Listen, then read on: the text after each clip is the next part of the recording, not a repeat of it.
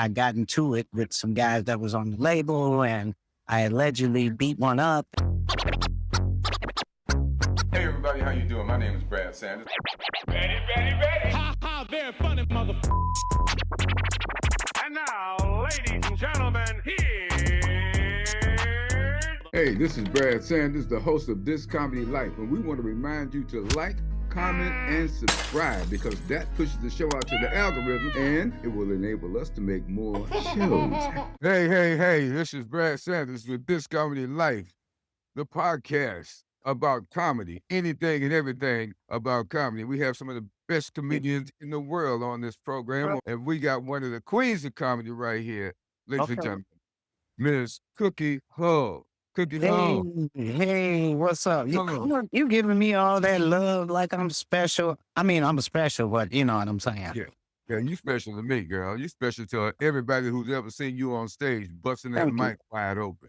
Thank you. Yeah, where you on your way to right now? I got you at the airport right now, right? Yeah, I'm leaving Chicago. I did a show with comedian B. Cole last night. I did his Monday night, and I'm headed to Atlanta for a day, and then I'm headed to Las Vegas at the Comedy Cellar at the Rio. I got 14 shows next week. Wow, baby, you're doing the most from coast to coast. Man, So, I'm just chasing my dream. That's all. you ain't chasing it, baby. It's chasing you. Good. Where you from originally? I'm originally from Detroit, but it's snowing. It get real cold here. So I know. Yeah. So I'm in Georgia. See, we neighbors. I came from Chicago out to LA. Oh, okay. So what got you started in this dream chasing? Just hanging out with comics. Sometimes guys show you that you something that you don't know that you are. And I was hanging out with comedians and just knew I could do it. And I just started doing it. And Reynaldo Rey, rest in peace, one of the people that encouraged me to do it. So I started doing. Reynaldo Rey gets props from a lot of comics for being the person that encouraged them. Yeah. But Spanky Hayes was the first person to put me on stage. Okay. And Brad Sanders was the first person to get me as a writer on the Tom Joyner Morning Show. Wow. Okay. Did you forget about that? Did you forget about that? Was that on the move or on the morning show? It was the morning show in LA when we used to go to that studio in Burbank and we would write those skits and do those skits for Tom Joyner. And you was the first person to hire me to do that and give me a check. Yeah, okay, baby. Yeah, I'm gonna bask in that glow. We were doing this your world at that studio in Burbank. Yeah. And we come over. You did a couple of characters on there. Did you do comedy in Detroit before you left? Nah, I used to do music. I was signed with a label called 12th Street Records that was owned by the basketball legend Derek Coleman. Yeah. And I did a hit song called "This Is the Way the Cookie Crumbles," and that took my career in a certain direction. And then I got into it with some guys that was on the label, and I allegedly beat one up, and I had to leave the label. Allegedly. Yeah. You said she was allegedly. I don't know if the statute of limitation of kicking somebody down the stairs and. Yeah, I think that's over with now. Okay. That's a statute of limitations that full effect on that. Right. Cookie, you wearing me out over here. That's what happened. I'm just being honest. That's what happened. Little ass kick somebody down the stairs. I'm like, wow. Are you bullies out there? Be careful of the small ones. Exactly. We strategically play chess. Yeah. Oh my God. I didn't know you did music. Now you were singing and were you playing instruments as well? I was hired as a writer to write R&B songs. And then they came to me and say, "Hey, write a song called 'This Is the Way the Cookie Crumbles.'" And in my brain, I was like, that's not a R&B song. That's more of a rap song. Mm-hmm. And I didn't know nothing about rap, like nothing. And so then I went and I started studying. I started studying with one of my favorites, Rakim and Tupac and Lady of Rage and the Salt and Pepper and Yo-Yo. I started studying rappers and taught myself how to rap. And I went to the studio and recorded the song, and it came out amazing. That's woo, baby. You got some history on you and some skills too. And just to explain to the people about the little background noise we hear. Cookie is at the airport, like she just explained at the top. In case you just joined us, that she on her way doing some things. And so she don't be just sitting around watching soap operas and stuff like she says she do. She be out here on this gig. I get my soap operas in. Yeah, I know you came in, but I just think, how are you doing? Is what my point is. No, not at all. Yeah, so I remember one of the first things I heard you do, you told me, I don't like kids. That was your Right. opening line. I don't like Yeah. kids. I feel them. Yeah, that's consistent. But how it has been very important to you, I think, I'm not going to try to tell you about you, but what I have seen and what is consistent in comedy in general is you have a style, you have a point of view, you have an outlook that's consistent throughout. Thank you. Whenever people see you on stage, they're going to see the life of Cookie. Yes. Well, what did it take for you to really lock in and pattern on that vibe? Well, I can only say that my knowledge comes from the universe, because when I got into comedy, I didn't know nothing about comedy, nothing about stand up. Again, when I don't know something, I go study it.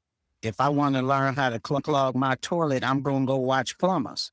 When I wanted to do comedy, I started reading books. I started watching the greats. And when I actually got into it, it was the females I started focusing on. Yeah. And I started focusing on, I love watching Luenell do comedy. Even though even though I think she don't like me. Well, she told me she didn't like me, but I never took it personal. But that's her. Yeah, That is yeah. her.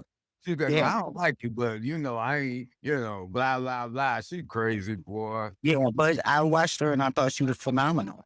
And so coming up in the game, she was one of the people I watched. Leslie Jones, Coco Brown, Tiffany Haddish. These are some of the people that I'd come up in the game with, and I watched them and I admired them. B Flat. These were the people that were working comedians from Comic View, and I didn't know nothing about Comic View or nothing. I just know that these ladies were amazing on stage, loved everything about what they were doing, and I watched them so that I could become a great comedian. Well, you have accomplished your mission. The intelligence that it takes to be a comedian and the intelligence that it takes to learn anything, you have to put that effort in like you're talking about. You go and read books and study and study and study. People think, I won't say people, I try not to generalize, but I've seen the attitude where it's assumed that you just get up there and be funny. Now, You know what I'm saying? No, it's a little craftsmanship involved. yeah, it's more art to this. Yeah. That's just Art like it. and craft. Yeah. Right. I talk to the comics like Robin Harris, one of the most natural people in the world, Lewis Diggs, and all these different people. They study. Mm-hmm. When I started, I went to the Chicago Public Library. Right. Yeah. Right. I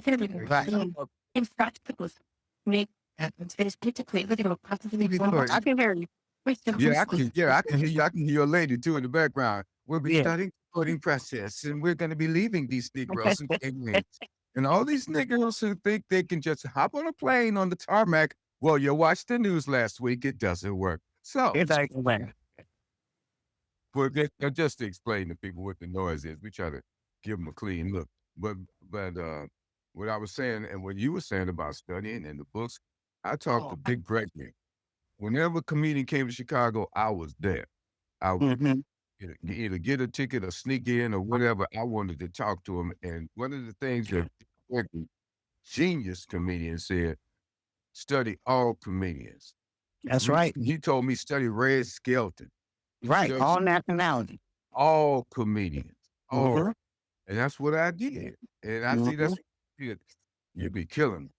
I don't want to I want to make not just one race of people feel good when I hit that stage. I want to make them all be able to touch everybody when I hit that stage. I don't have no bias for nobody. You know what I'm saying? Like when I hit that stage, I want if I see somebody not laughing, my mission is to make you laugh before I leave off the stage.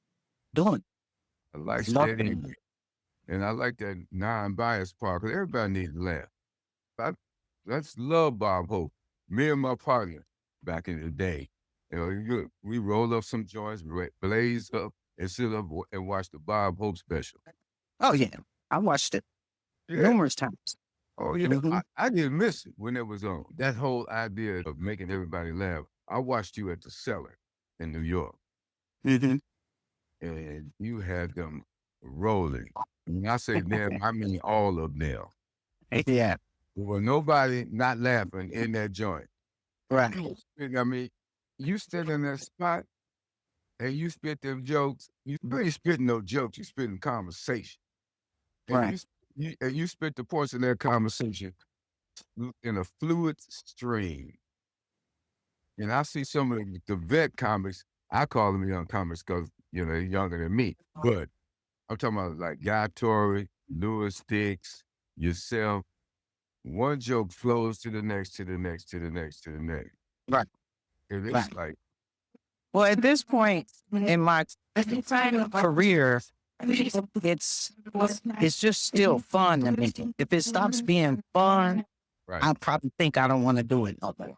You know what I'm saying? It's been fun to me. So it's like a high to me to get up on that stage and be able to make people laugh, like the whole room laugh. That's Yeah. like, it's like a high to me. I love it. And like I was with a comedian in New York and he was complaining that he had did 15 shows that week. Mhm. You know what I'm saying? So he was complaining.